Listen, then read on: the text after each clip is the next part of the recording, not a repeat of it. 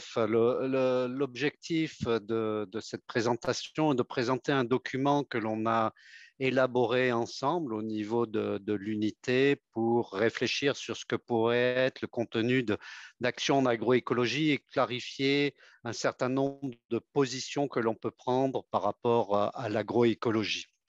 Donc, la note qui est disponible dans le dossier qui est accessible à tous les participants, bien sûr, inclut des questions autour des définitions de l'agroécologie, comment nous on le définit, des exemples concrets permettant de montrer que l'agroécologie est une réalité. Et Émile Frison ou d'autres ont bien montré que l'agroécologie s'inscrit dans des réalités, dans des pays avec des acteurs. Mais après, on a une réflexion autour de comment on peut présenter l'agroécologie et en quoi elle contribue aux priorités de l'Union européenne. Et surtout, peut-être le document discute un certain nombre de points qui font discussion autour de l'agroécologie et propose au final un certain nombre d'interventions possibles pour arriver à des actions qui soient cohérentes. Donc, ce document, je ne vais pas le présenter, mais il est disponible. Je vais, next, merci. Je vais simplement présenter deux points. Un sur en quoi l'agroécologie contribue aux priorités de l'Union européenne et un deuxième point qui sera autour des points de débat. Alors, par rapport aux priorités de l'Union européenne, l'agroécologie apporte de manière très nette sur les questions de biodiversité dans les espaces cultivés, puisque un des principes, c'est de favoriser la biodiversité à l'échelle des parcelles, de la ferme ou des territoires. Donc la contribution est significative et des productions scientifiques étayent cette affirmation. Le deuxième point, c'est que l'agroécologie apporte une contribution très marquée sur les questions d'adaptation. Émile Frison l'avait souligné, lié à la diversité des systèmes de production, de culture et d'élevage, mais apporte aussi à la mitigation via la capture du carbone dans les sols ou dans les matériaux, dans les végétaux. On montre aussi que l'agroécologie apporte est une contribution très nette sur les questions de nutrition grâce au système de production diversifié, mais aussi grâce à des systèmes qui font moins usage des pesticides et donc permettent de réduire l'impact sur la santé humaine. On insiste sur le fait que l'agroécologie est aussi cohérente avec les priorités sur le digital. On reviendra sur cette question-là qui est clé. Agroécologie est compatible avec le développement d'une certaine forme d'outils numériques. Enfin, l'agroécologie est une source majeure d'emplois au niveau de l'agriculture familiale, mais aussi des services qui doivent appuyer le développement de l'agroécologie, donc tout au sein des chaînes de valeur. Elle contribue aux efforts d'éducation.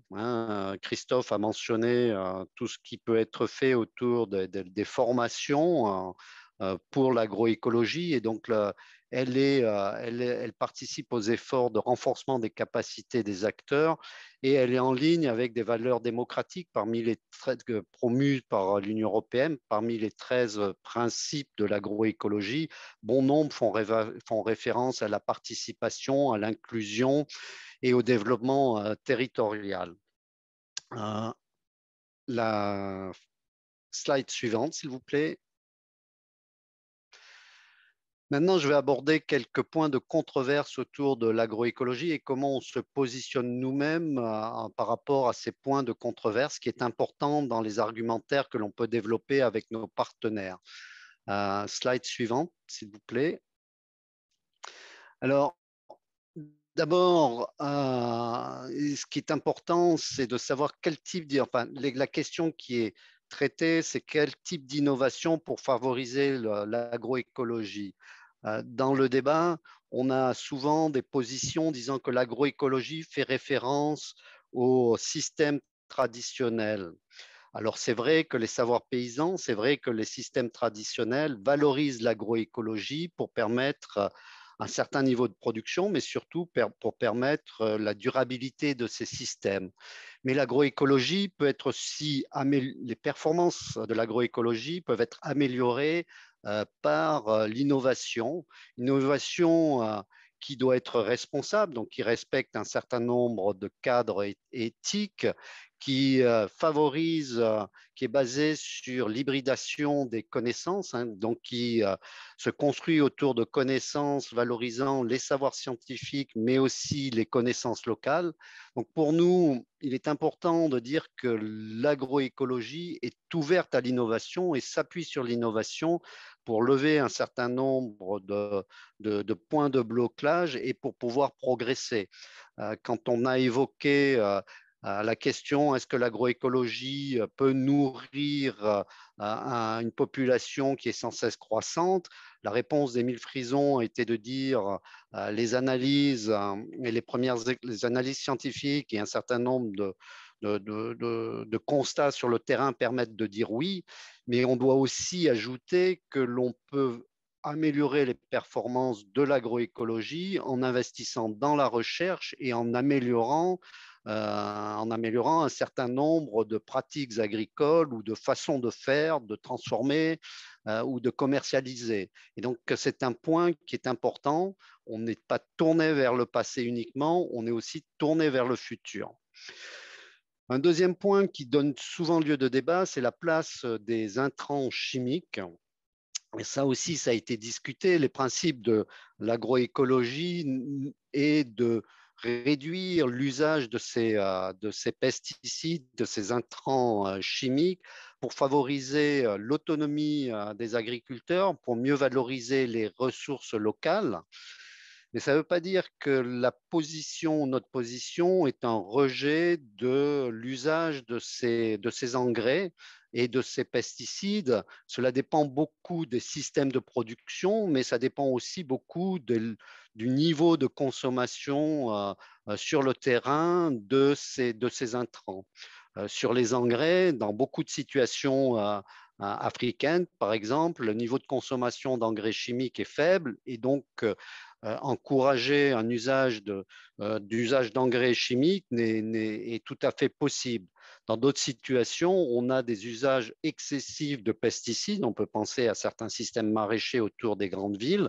Et la réduction de ces pesticides est une priorité pour la santé et la durabilité de ces systèmes. Donc, c'est plus avoir une approche globale de l'exploitation et des filières et de raisonner l'usage de ces intrants par rapport aux situations, mais ne pas en faire la solution unique pour lever les manquements liés à la productivité, ce qui est le cas de l'intensification durable qui pense que les solutions doivent être centrées autour de l'usage de pesticides et d'engrais chimiques. Nous, on la considère comme faisant partie d'un panel de solutions qui doit s'insérer dans une vision systémique de l'exploitation agricole. Un deuxième point de débat, troisième, c'est sur l'usage sur le progrès génétique. Sur le progrès génétique, et il y a actuellement un certain nombre de conférences autour d'agroécologie et usage et amélioration génétique, notamment portées par la FAO et l'USAID. Nous, on considère et on le pousse, par exemple, dans le système du CIGI, on dit que l'on doit favoriser, on doit travailler l'amélioration des espèces, variétés et races animales, mais en changeant les priorités et les objectifs de la sélection, en favorisant une sélection et une amélioration variétale qui soit compatible avec l'agroécologie et donc qui, par exemple, favorise les associations de cultures. On peut prendre un exemple, le cacao a été sélectionné pour être cultivé en culture pure, mais pas du tout travaillé pour pouvoir être cultivé dans des systèmes agroforestiers. Et donc, l'orientation future devrait être une sélection génétique du cacaoyer compatible avec des systèmes agroforestiers. Mais En même temps que l'amélioration génétique, on pousse fortement sur sur le renforcement des capacités des acteurs locaux, organisations de producteurs, notamment collectivités rurales, à conserver in situ les ressources génétiques. Et donc, on doit aussi s'assurer que les droits des paysans à l'usage de leurs propres variétés soient reconnus, voire encouragés. Ça a été une remarque qui a été faite dans le chat lors de la présentation d'Émile Frison. Le travail sur des régulations, sur des règles permettant de reconnaître les variétés locales, voire améliorées par les paysans, soit un point qui soit dans l'agenda politique des pays. Le quatrième point autour du digital, Christophe a souligné que l'on finançait, qu'on supportait des actions avec le CGIR autour du digital. Ce que l'on souhaite montrer, c'est que pour l'agroécologie, on a besoin d'outils numériques qui soient en ligne avec les principes agroécologiques et notamment la co-création d'innovations permettant, valorisant les savoirs scientifiques, mais aussi les savoirs locaux. Et du coup, les outils numériques devraient être beaucoup plus orientés vers l'échange d'expériences, vers la capacité, visant à renforcer la capacité des acteurs à apprendre à partir de leurs propres expériences et finalement favoriser le développement d'outils collaboratifs. À l'heure actuelle, beaucoup d'outils numériques sont plutôt dans une vision de transfert des connaissances. On collecte des données, on les traite et ensuite on envoie des informations aux agriculteurs pour leur dire ce qu'il faut faire, comment il faut faire et quand il faut le faire. Ce qui n'est pas en ligne avec un certain nombre de principes agroécologiques favorisant l'adaptation au contexte local et favorisant l'hybridation des savoirs. Next slide. Sur les points de débat que l'on traite dans le document, c'est de savoir est-ce que l'agroécologie est uniquement destinée à l'agriculture familiale ou les principes s'appliquent aussi à l'agriculture industrielle. Ce qui est certain, c'est que le mouvement agroécologique vise à renforcer l'agriculture paysanne. Altieri l'a mentionné dans sa vidéo. Mais les principes techniques et les principes sociaux de l'agroécologie peuvent aussi s'appliquer à l'industrie, à l'agriculture industrielle. C'est le cas de certaines plantations d'EVA en Indonésie qui visent à la fois à favoriser une production de caoutchouc dans des systèmes agroforestiers et avec une inclusion sociale qui est prise en compte dans le cadre des interventions de grandes plantations. Donc c'est difficile, mais ce n'est pas impossible. Un autre point qui donne lieu de débat, est-ce que l'agroécologie est ouvert au marché et en quoi les acteurs privés peuvent renforcer le processus agroécologique? Alors, ce qui concerne l'ouverture au marché, il est certain que l'agroécologie ne peut se concevoir que si on favorise l'accès au marché pour les producteurs. Les producteurs veulent vendre leurs produits. Donc, il s'agit de réfléchir sur des chaînes de valeur, sur des filières qui permettent de reconnaître les produits de l'agroécologie et de favoriser des marchés spécifiques, des mécanismes de mise en marché, des mécanismes de certification, des mécanismes de prix, de premium pour les produits de l'agroécologie. Donc cet élément est important et donc pour nous, l'agroécologie est compatible et même ne peut se développer que si on arrive à associer les acteurs privés dans le développement de ces actions.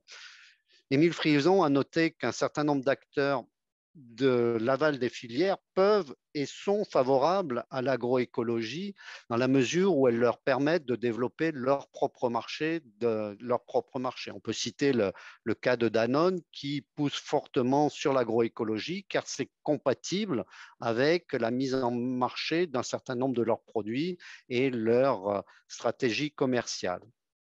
Next slide.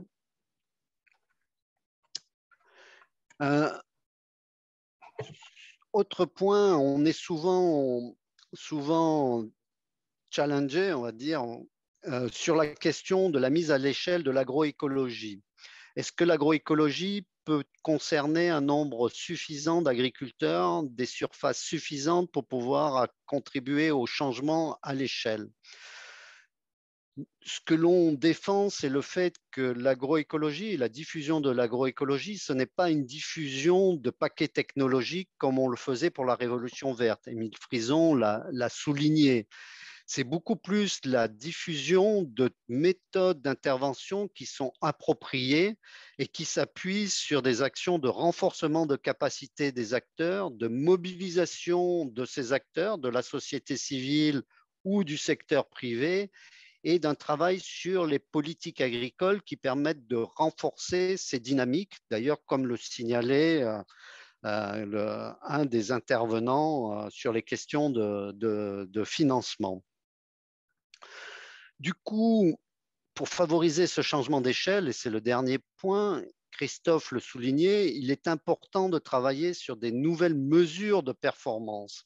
On ne peut pas évaluer l'agroécologie simplement sur les critères qui ont servi à évaluer la révolution verte, c'est-à-dire l'accroissement du rendement et l'accroissement de la productivité. On doit développer des métriques qui incluent des indicateurs de performance techniques, économiques et sociaux et qui surtout incluent des indicateurs qui permettent de mesurer l'impact sur l'environnement de l'agroécologie et des agricultures en général. Et c'est si on fait ce travail-là que l'on verra que l'agroécologie peut être bien plus performante que les autres formes d'agriculture plus conventionnelles basées sur la monoculture et l'usage d'intrants extérieurs.